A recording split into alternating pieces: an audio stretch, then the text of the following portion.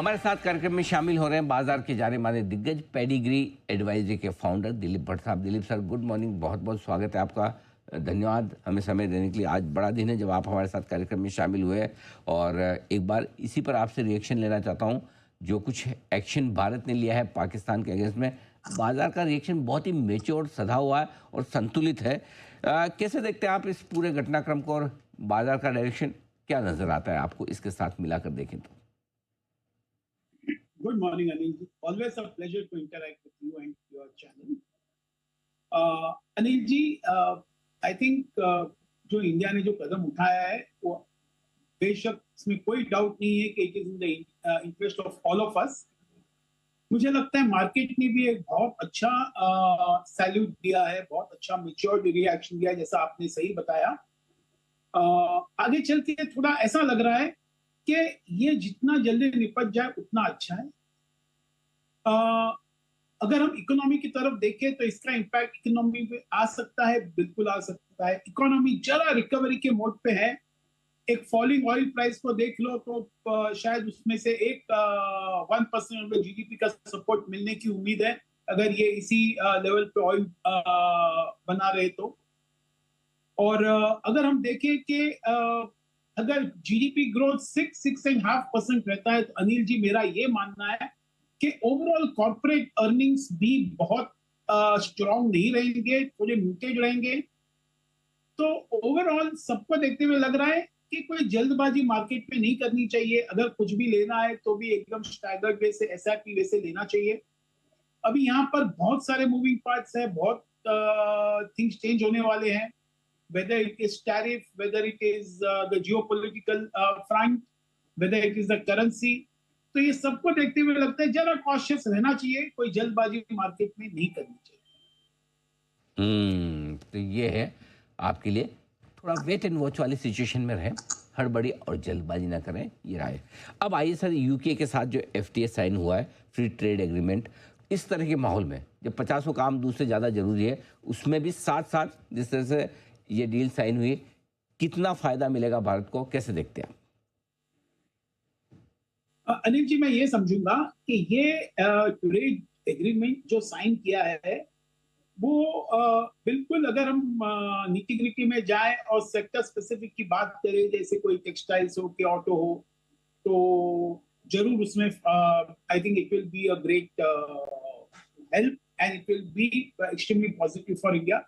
लेकिन मैं ये मानता हूं कि ये एक एग्रीमेंट पूरे वर्ल्ड को एक स्ट्रॉन्ग इंडिकेशन दे रहा है कि how India is quickly moving towards resolution और एक फेवरेबल ट्रेड एग्रीमेंट साइन करते हैं।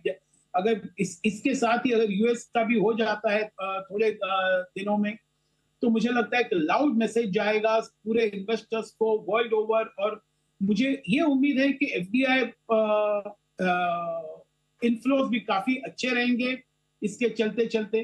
तो एक instead of seeing from UK India FTA, I will see that as a broad green signal given by the government कि हम we are ready with an open mind, और ये बहुत अच्छा एनकरेजिंग न्यूज होगा on an overall basis for the entire economy as सच।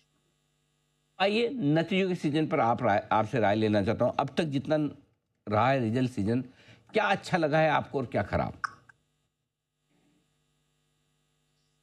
मैं ये कहूंगा कि ओवरऑल जरा सॉफ्टवेयर में आई थिंक काफी हद तक जरा पॉजिटिव सरप्राइज आ गए हैं।